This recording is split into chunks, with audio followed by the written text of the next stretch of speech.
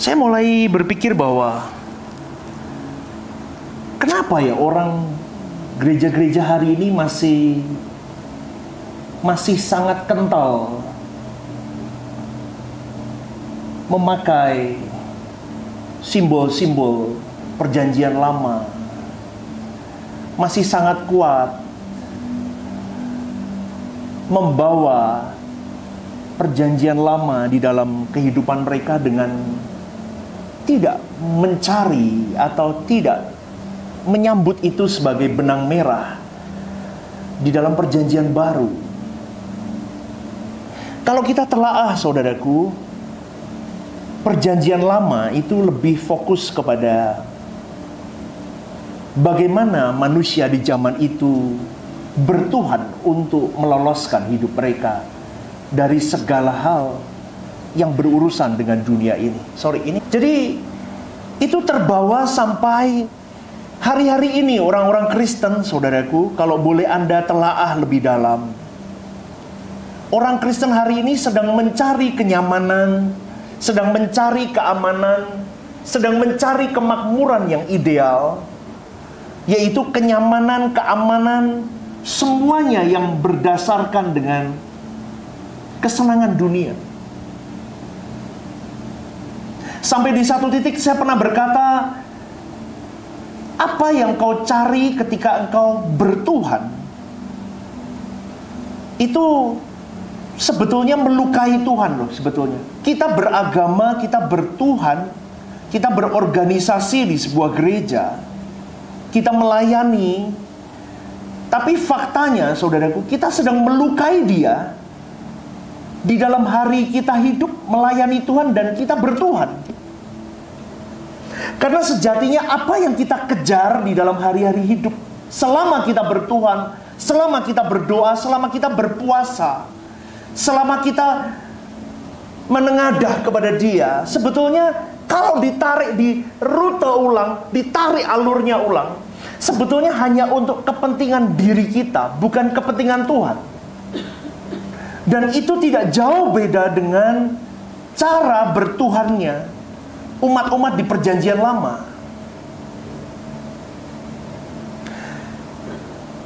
Seharusnya keamanan, kenyamanan, kemakmuran yang ideal itu adalah kenyamanan, keamanan, dan kemakmuran di dalam bingkai kesucian dan kekudusan Allah. Di mana di dalam kenyamanan, keamanan, dan kemakmuran yang dimiliki seseorang, ia hidup di dalam persekutuan dengan Allah.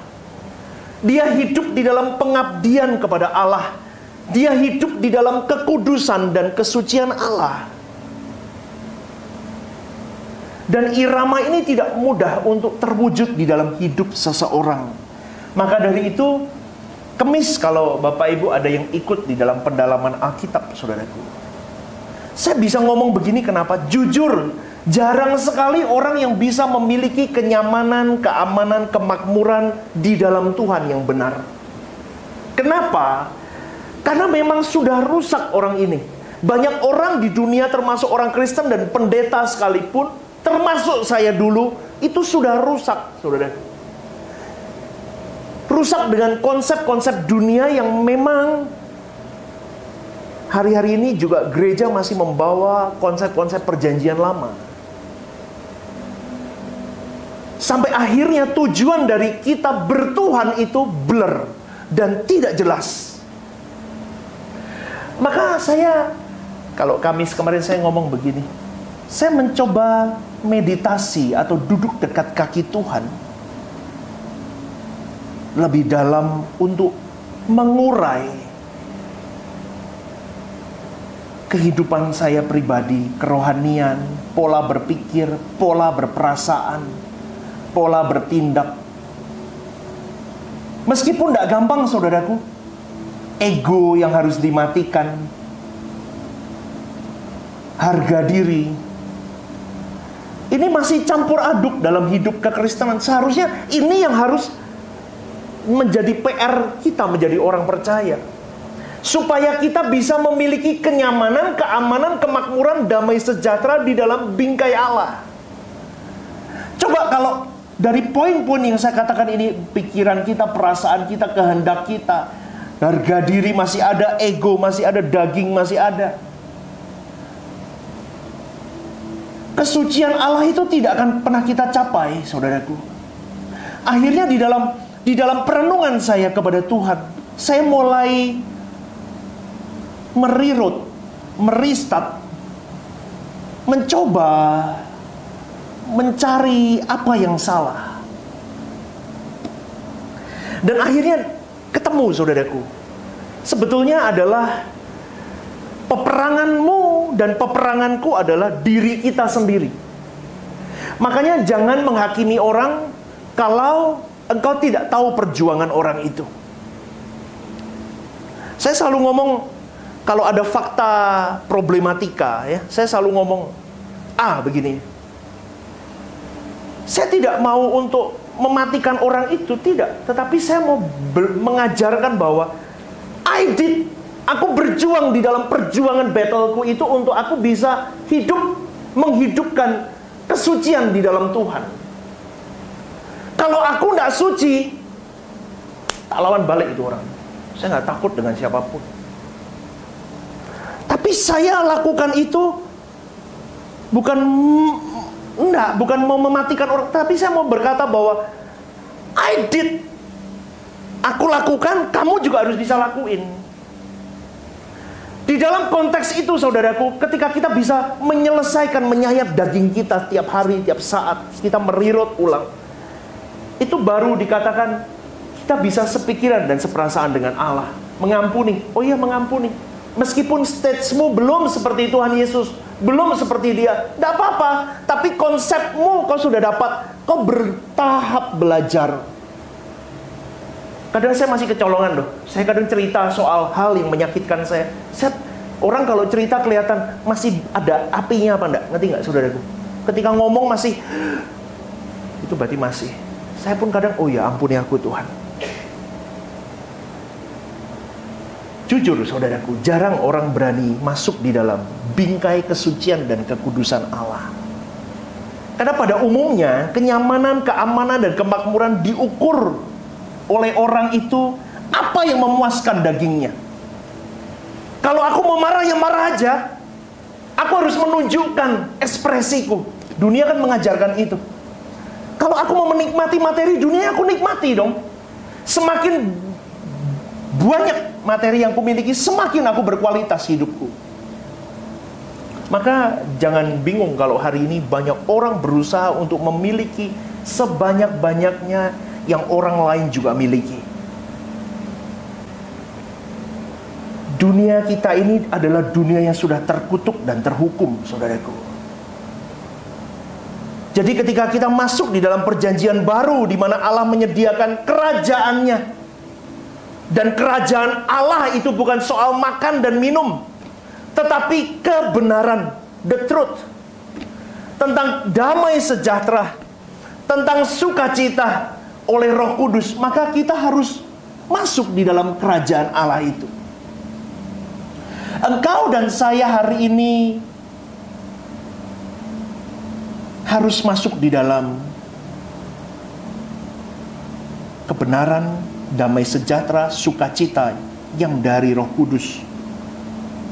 Kalau zaman dulu di dalam perjanjian lama, bangsa Israel berorientasi kepada kerajaan Allah secara duniawi.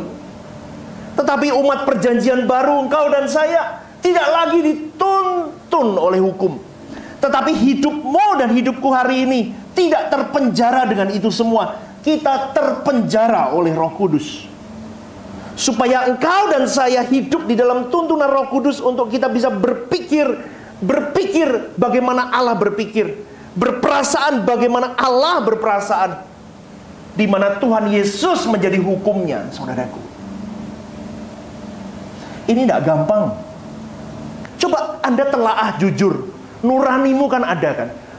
Jujur, kau berkata di dalam renung hatimu, duduk diam dekat kaki Tuhan, selama ini kau bertuhan. Kau bertuhan apa enggak? Atau engkau memperalat Tuhan untuk nafsumu dan dagingmu? Saya selama ini memperalat Tuhan untuk kepentinganku. Tapi hari ini kita tidak boleh. Tekanan hidup kita yang kita tekankan, saudaraku, harus sudah di dalam roh dan kebenaran. Amin, saudaraku. Amin. Ini minggu pagi yuk lemas gitu ya. Amin. Mudeng apa enggak mudeng ini? Kita harus hidup di dalam roh dan kebenaran. Karena kesalahan-kesalahan yang sudah kita lakukan berpuluh tahun di dalam kekristenan ini, itu bisa meracuni hidupmu dan hidupku. Dan itu sudah parah, saudaraku. Ratusan tahun. Maka banyak orang termasuk gereja tidak pernah menemukan kekristenan yang sejati. Kita mulai harus punya bingkai cara berpikir yang baru sebagai umat perjanjian baru. Karena tujuan umat PB itu bukan pemerintahan Allah secara dunia, seperti bingkai kehidupan bangsa Israel, bukan. Tetapi bingkai umat PB itu adalah kerajaan Allah secara rohani. Bingkainya pemerintahan Allah, kesucian Allah, di mana umat pilihannya tidak harus berdarah daging keturunan Abraham, tetapi keturunan Abraham secara iman. Engkau dan saya menjadi keturunan Abraham melalui iman percaya kita. Hukumnya bukan Taurat, tapi Tuhan itu sendiri hukum hidup kita. Berat loh. Berat, saudaraku, kalau kita belajar begini, kita mulai tahu bahwa hukummu dan hukumku adalah Tuhan itu sendiri. Dan kita tidak bisa berhenti di dalam, oh hukumnya Tuhan sendiri, that's it. Enggak, tetapi di mana pikiran dan perasaannya, moral Tuhan itu sendiri harus kita hidupi. Lah itu peperangan 24 jam. Seperti Yesus, harus seperti Yesus. Kalau enggak seperti Yesus, enggak bisa kualifikasinya. Model role mode-nya begitu. Model role mode anak Allah, Yesus. Yesus, Stephen Lim dan kalian harus sama seperti Yesus. Kualifikasinya tidak boleh downgrade dari situ. Maka pemberitaan kebenaran kalau di mimbar Rehoboth, selalu saya katakan harus seperti Yesus. Kalau saya berbicara saya jarang ambil PL kan. Kalau Bapak Ibu sadari, saya jarang ambil di PL. Kalau saya bercerita tentang Daud pun, bukan Daudnya, tetapi bagaimana Tuhan bekerja dalam hidup Daud. Fokusnya bukan ke Daud, tetapi bagaimana Tuhan bekerja maksimal dalam hidup Daud, sampai Daud dari orang yang no one jadi someone. Kalau berbicara tentang Yusuf, bukan Yusufnya, tetapi bagaimana Elohim Yahweh bekerja dalam hidup seorang Yusuf. Jadi bingkainya itu nggak kemana-mana, saudaraku. Karena engkau dan saya harus benar-benar hidup di dalam cara pandang kita menghormati Elohim Yahweh, menghormati Tuhan Yesus, dan menghargai penyertaan Roh Kudus dalam hari hidup kita. Jadi saudaraku, kalau kita melihat kehidupan banyak orang Kristen pada hari ini, umumnya mereka kulitnya Kristen, dalamnya PL.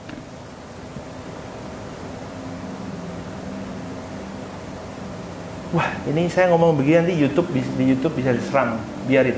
Tapi benar, kulitnya Kristen, dalamnya PL. Saya bukan ngomong PL tidak, ya. PL begini loh saudaraku. Oke, saya lanjutin dulu aja, nanti salah. Oke ya. Yesus pernah berkata begini, Tuhan Yesus pernah berkata begini, tetapi anggur yang baru disimpan orang dalam kantong yang baru pula. Dan dengan demikian terpeliharalah kedua-duanya. Terdapat dalam Matius 9:17. Kantong tempat nyimpan anggur itu namanya kirbat, saudaraku. Anggur baru harus ditaruh di kirbat yang baru. Kalau anggur baru dimasukkan di dalam kirbat yang tua, sobek kulitnya. Pecah, bocor, tidak kuat. Karena anggur yang baru keras kan. Berarti anggur baru di sini adalah kebenaran di dalam Injil yang harus dimasukkan di dalam bingkai kehidupan spiritual umat perjanjian baru. Tetapi sayang sekali banyak orang Kristen bingkai berpikirnya masih bingkai perjanjian lama, saudaraku. Memang perjanjian lama itu kaya dengan hikmat, saudaraku, betul. Tetapi apa yang diajarkan Yesus dalam perjanjian baru lebih dari hikmat-hikmat yang diberikan kepada umat PL. Jadi kalian harus mulai mengerti ini. Yang mulia kita Tuhan Yesus Kristus berkata, banyak nabi-nabi di perjanjian lama, dan orang-orang benar ingin mendengar apa yang kamu dengar dan apa yang kamu lihat hari ini. Tetapi orang perjanjian baru tidak menghargai itu. Mereka kembali lagi cari di PL. Ya, maka saudaraku, orientasi berpikir umat PL masih pada duniawi, masih pada hukum. Mereka melakukan semuanya karena takut kena hukuman Tuhan. Kalau aku tidak lakukan ini ada hukuman. Kalau aku tidak lakukan ini ada hardikan. Kalau aku tidak lakukan ini ada masalah di depan hidupku. Tetapi kekristenan bukan begitu hari ini. Karena engkau dan saya di drive hidupmu dan hidupku bukan karena takut dihukum. Tapi engkau dan saya hari ini di dalam perjanjian baru, hidup di dalam pikiran dan perasaan Allah, hidup di dalam kesucian Allah. Aku lakukan semuanya Bapa, bukan karena aku takut dihukum, bukan aku takut neraka, bukan aku takut kertak gigi, tetapi yang kutakutkan kalau aku melukai perasaanmu. Itu beda, saudaraku. Jadi kalau engkau hidup hari ini, aku tidak membunuh, aku tidak menyakiti orang lain, aku tidak mengingini barang milik orang lain, bukan karena aku takut dihukum Tuhan. Nanti kerjaanku sepi, anakku sakit, kena tulah. No, tetapi hari ini aku tidak melakukan itu. Karena aku tahu, aku harus hidup di dalam kesucian. Karena kalau aku tidak kudus hidupku, aku tidak bisa berjumpa dengan Allah Bapakku. Dan ketika aku tidak bisa berjumpa, tidak bisa memiliki dan dimiliki, tidak bisa punya keakraban dengan Tuhan secara pribadi, itu adalah kengerian yang paling dalam hidupku. More dari neraka itu sendiri. Ngerti nggak saudaraku? Amin. Mudeng apa lagi mudeng? Mudeng. Itu butuh waktu saudaraku untuk engkau bisa memahami bahwa ini bukan merendahkan PL, enggak loh ya. Jangan salah konsep. Ini penuh hikmat. Tapi ini sumber hikmat datang. Amin. Ini penuh hikmat. Tapi ini sumber hikmatnya datang. Kalau ada sang sumber, kenapa kau cari yang ini lagi masih? Ini sebagai penjembatan untuk semakin mematangkan paradigmamu bertuhan, semakin dalam spiritualmu. Iya benar ya. PL ini hanya menandakan begini. PL itu gambaran hidup purba. Belum ada hukum. Belum jelas tatanan hidup di sana. Dan mereka masih menyembah dewa-dewa animisme. Ngerti nggak saudaraku? Dia mencari mana Tuhan. Manusia membutuhkan Tuhan. Dia mencari, seeking of God. Tapi di situ ditunjukkan mujizat. Musa membelah laut kosong. Yang belum ada ya waktu itu, lumpuh belum ada ya. Apalagi ya? Ya macam-macam lah. Daniel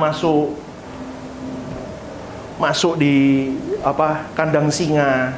Gambarnya sekarang kan lucu, singanya bisa dilus-lus bubuk gitu ya. Ya, sekarang gitu ya. Itu menunjukkan apa? supaya orang-orang di sekitar saudaraku, orang-orang yang kafir yang tidak mengenal Elohim Yahweh, mengenal siapa Allah Israel, siapa Allah Ishak dan Yakub itu. Tapi hari ini bingkai teologi sudah lebih maju, lebih rapi, lebih tertata, lengkap. Kau dan saya sudah tahu siapa Allah yang hidup itu.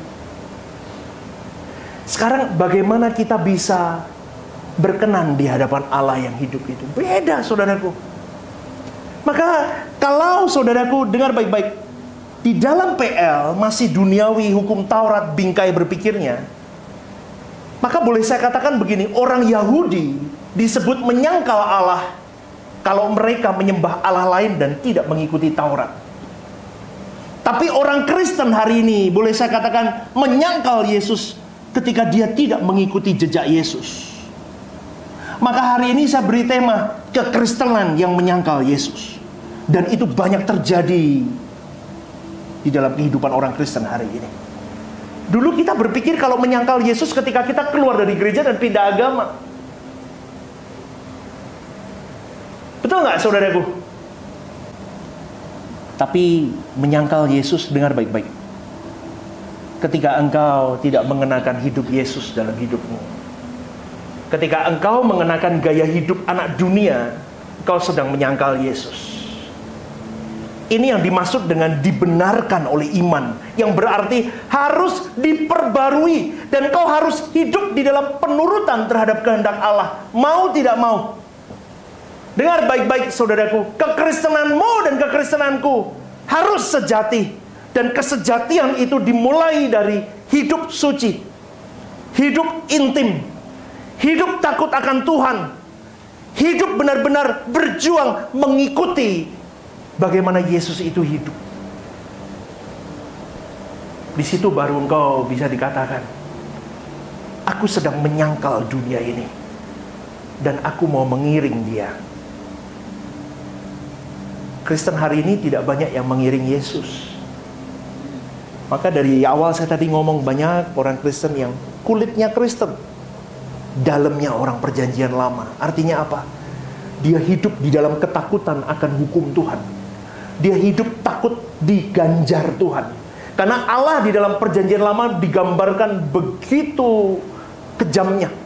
Maka orang Kristen hari ini juga menganggap hal itu sama, masih jalan.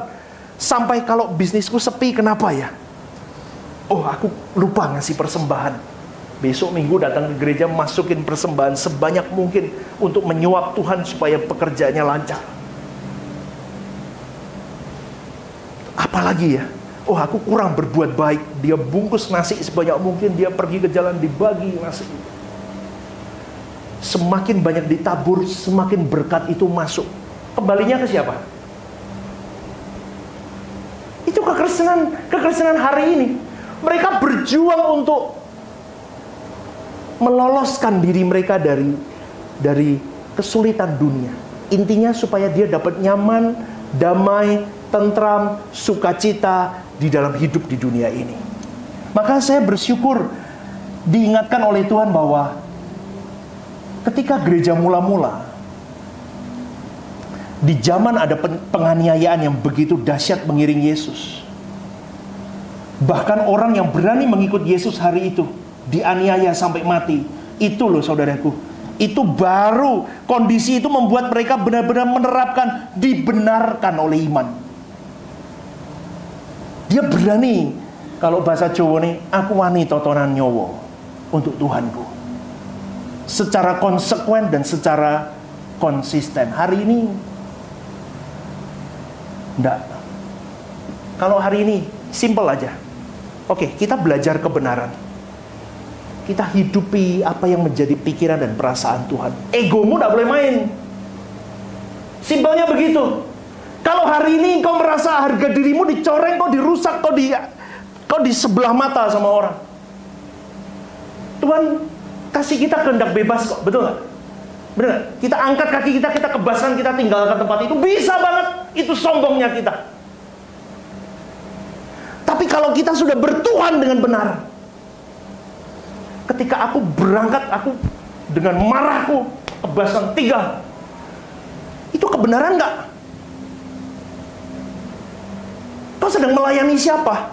Tuhan kan melayani egomu dan harga dirimu. Orang yang dalam suara kebenaran yang benar, hidupnya tidak sembarangan, saudaraku. Dia tidak mengumbar sesuka hatinya, emosinya, harga dirinya. Dia mau beli apa beli, dia mau apa-apa. Itu seperti Petrus muda, sesuka-sukanya dia mau apa. Tapi Petrus tua, dia ikat pinggangnya, dia ikut Tuhan. Paham nggak sampai di sini? Nggak gampang jadi pengikut Tuhan.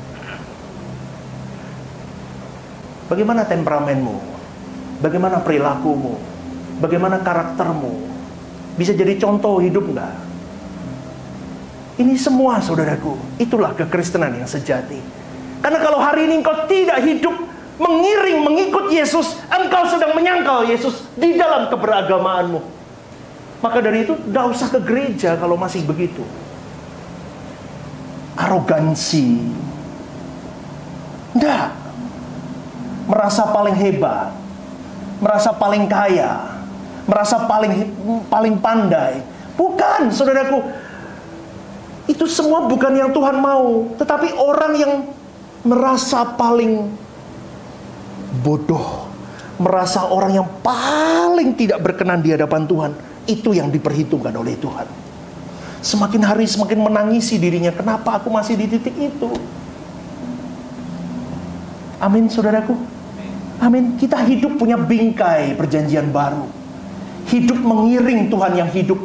Menghidupkan Yesus dalam hidupmu dan hidupku. Sampai kita menutup mata. Sampai lagu, kiranya engkau temukan di matamu aku berkenan di antara manusia. Itu sungguh supaya Tuhan melihat di zaman 2024 ini, abad ini, masih ada ya orang yang mau berjuang seperti putra tunggalnya. Itu sudah rare, saudaraku. Kalau hari ini engkau berani mematikan semuanya, kau tidak menghidupkan kedaginganmu, Tuhan sangat menandai dirimu. Loh pastor, doa Yabes itu salah nggak? Salah kalau kau memaknai itu untuk kepentingan dunia.